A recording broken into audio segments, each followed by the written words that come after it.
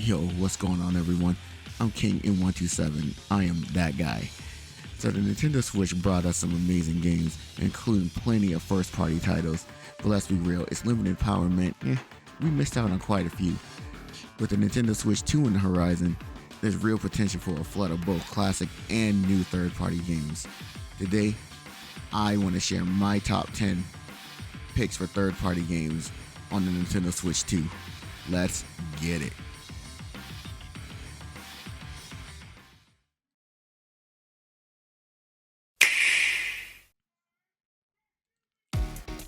Alright, here we go. Coming in at number 10, we got Street Fighter 6.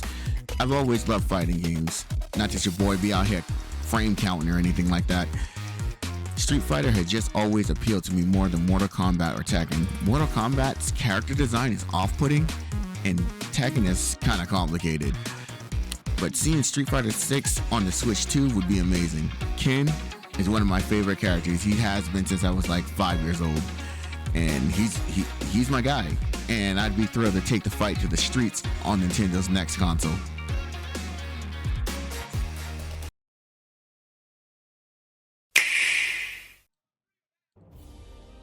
Alright, coming in at number 9, we got Grand Blue Fantasy Relink.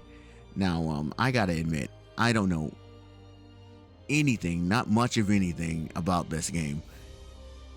Or series. Apparently it's a series. I just saw a trailer one day and I was like, oh my god, it's nice. And like, I'm here for it. It checks all the boxes for me. I'm a JRPG fan. I'm an anime fan. I love cell shading. To me, the graphics are just beautiful. And it just looks like it's full of action, big enemies, big world that you can just get lost in for hours and hours. It just looks like an amazing game. And it'll be nice if, my boys at Psy Games would bring this over to the Switch too. It would be nice. Year one, halfway through year one, just bring it over, man. I'm here. I'm here for it. Where were you?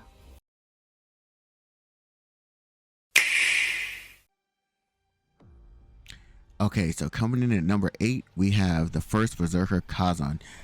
I actually got to play this game. I played the demo, and it's pretty good. The visuals is what really grabbed me right away. The gameplay reminds me of a mixture of Elden Ring and Darksiders 2, and the graphics are vibrant, and it just appeals to me. It kind of reminds me of Fire Emblem Three Houses with its anime-inspired art style.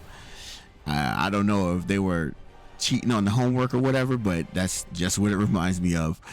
And which is good. Fire Emblem was great. The gameplay feels smooth and responsive, and it's really fun to dive into. From what I've seen and played, the combat and exploration are peak. It's peak. And I can already tell that this game has major potential to be a major hit. Hopefully it is. Hopefully it's in Game of the Year running, because it feels and just looks amazing. It deserves it. And if this game makes it to Switch 2, I think it'll be a really good addition to that lineup, that launch lineup. Especially for fans of JRPGs and anime art style games. I can only imagine this being at Nintendo's event on April 2nd. It'll be really, really neat.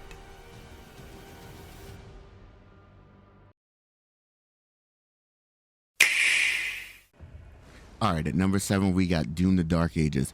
So my first experience with the Doom series was Doom 2016, back in 2017 when it came out on the Switch.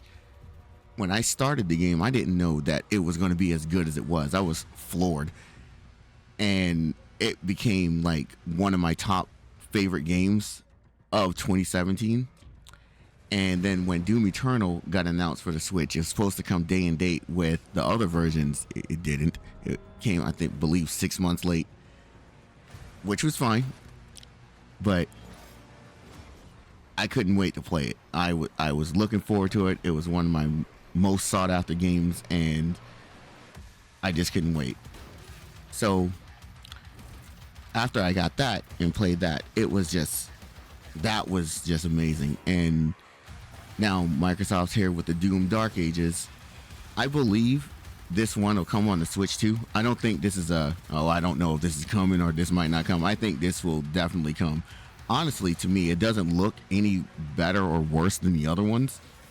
It looks fine. It looks great, actually. And I believe this will be a good addition to the Switch 2. First year it'll be good. It'll be a good addition. So I'm hoping to see this one, and I just can't wait. I'm going to play this some way. So hopefully it'll be on Switch 2.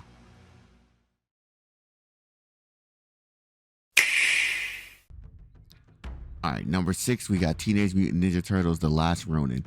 So I've been a fan of the Ninja Turtles my entire life. Ninja Turtles 2003 for me is the best version of the Turtles. I can't stand the latest version of the Ninja Turtles where it looks like the Spider-Verse Turtles. I hate that. I hate it. I hate how they look. I hate their voices. I hate it. But whatever. Teenage Mutant Ninja Turtles: The Last Ronin it's kind of like a dark story, but I don't really want to say much because I feel like anything you say is a spoiler, and I don't want to get into spoiler territory. I don't want to say something that'll make somebody mad. So, not right now anyway. So, I'm just going to hope that this one comes to Switch 2. Switch 2's logo gets added the next time we see the trailer, and I'm just looking forward to this one. Hopefully it's good. Like, I know Turtle games are hit and miss, but they really got the potential to do something great here.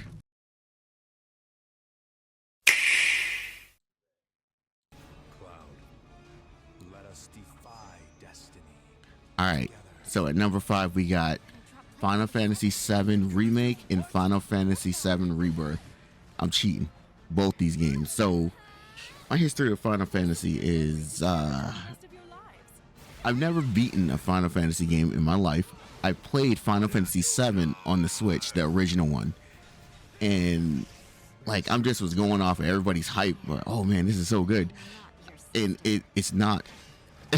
It's not good. And I played it. I gave it an honest try. I played it for like 10 or 15 hours, and it's just not. And I know that's probably just scratching the surface, but a game should not take that long to hook you. I guess when people were kids, they ain't had nothing else to do. So, I mean, hey. But these two games, honestly, really, truly look amazing. And I want to give it a try again. And hopefully it's a lot better than my past experience. So I'll be here for Remake. Hopefully it's at Nintendo's event on April 2nd.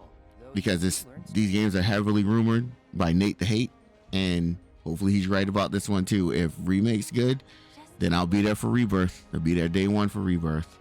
So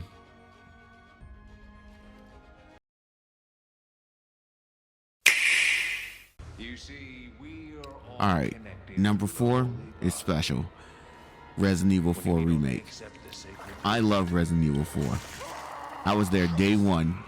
January 11th, 2005, I was there for Resident Evil 4. I played the Resident Evil 4 Remake. I played through the whole thing.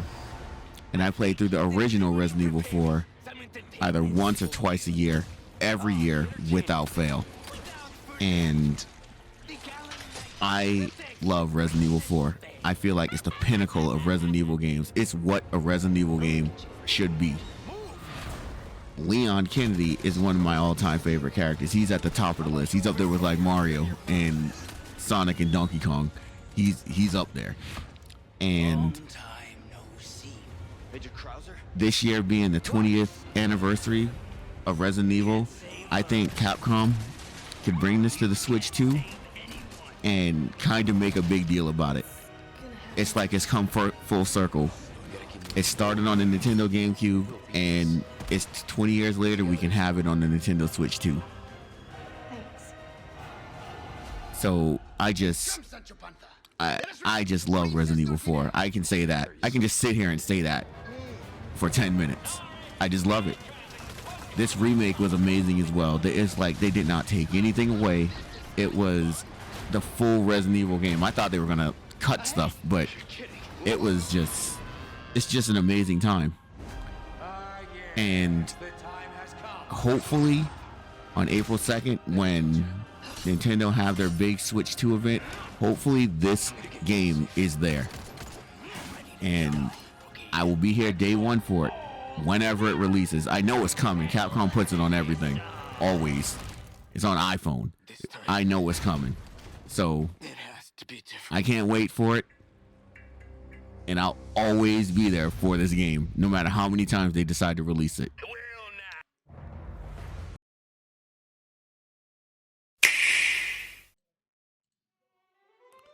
All right, top 3. So at number 3, we got Lies of P. So this game it's another one of those Souls game, and I've played through half of this, so I know a good bit about it. And the thing that catches me right up is the aesthetic. I love the look of this game. I love the way that it looks. I love the art style. The artist was really cooking, and it's just a really nice game to look at. Gameplay wise, it's a lot, again, like those Souls games, so it's real hard boss battles and like some exploration. It's kind of, is it linear? Yeah, kind of linear. You have a central hub world and hub area, and the music, for a minute, the music is so good. 10 out of 10. For me, soundtrack in the game is a big thing, and this game hits it. Nice and classical. It's like French. It's really, really nice to listen to. I love it, and I'm hoping that this one makes its way to the Switch 2, and it may not be at Nintendo's event, but hopefully we get it maybe this year or next year. Hopefully it comes over. I believe it will, because they got some DLC coming, and I think the drum up hype for the DLC, what better way than to release it on Switch 2?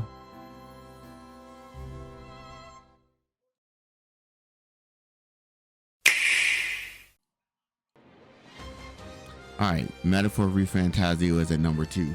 This is an Atlas game set in a fantasy world. So I don't know much about it. I just know that it looks like it falls in line with things that I like cell shaded anime graphics, and the aesthetic, the art style of this is just beautiful. I love Shin Megami Tensei games. I don't think that that's what this is, but the enemy style looks like it comes straight from it. And the music, the soundtrack is just amazing. I've kind of spoiled the entire soundtrack for myself because it's just so good. I had to listen to it. So this game's been rumored to come to the Switch 2 by that guy on Twitter, Ryan from the Bronx, I think his name is. And anything he leaks from his Sega knowledge has never been wrong. Everything he said has come. So he has some kind of inside info, and it's being said that this game is supposed to be hitting the Switch 2 this year, maybe like launch window time. So hopefully it shows up at Nintendo's event on April 2nd. And if it does, I'll be there day one. May not play it right away though, because it's super long. So whatever I got going on, we'll see. I'm gonna get to it.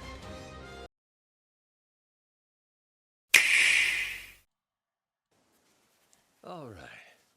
How the hell did I end up on this beach? I had no clue. What's more, the real head scratcher was, who was I? All right. So number 1, we got Like a Dragon, Pirate Yakuza in Hawaii. So my first experience with Yakuza was in October. I played it on the Switch, and the only reason I got it was because it was at budget price, and I saw it in the Nintendo Direct, so I was like, I'll give it a try. I didn't even know how to play it. If I'd like it, I didn't know anything about it, and when I started playing it, it turned my world. The game was so good, and Majima is my favorite character. And while I'm in the middle of loving this game, Sega drops the first trailer for this new one in the Pirate in Hawaii, and I was like, Majima is the star of this game? Okay, I'm here for this. And then after I beat Yakuza Kiwami, I actually went and looked up all the other Yakuza games. I didn't know that there were so many. There's like 10 of them, and they just passed me by. So I'm actually hoping that Sega brings all those too, but I need them to bring this one first. Like, I don't even care if it's like a Twitter drop. It needs to drop this game on me, and this is what I want out of a game. A bunch of nutty craziness with Majima, who has skyrocketed up my character pool. So, Yakuza Pirates in Hawaii. I'm here for it. All right.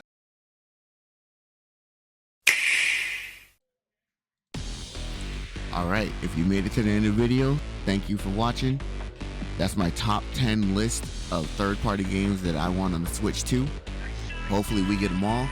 Nintendo's event is on April 2nd. I mentioned it a couple of times. And honestly, I just can't wait for it. Hopefully half these games show up there. So we don't got too much longer to wait, you guys. We almost there.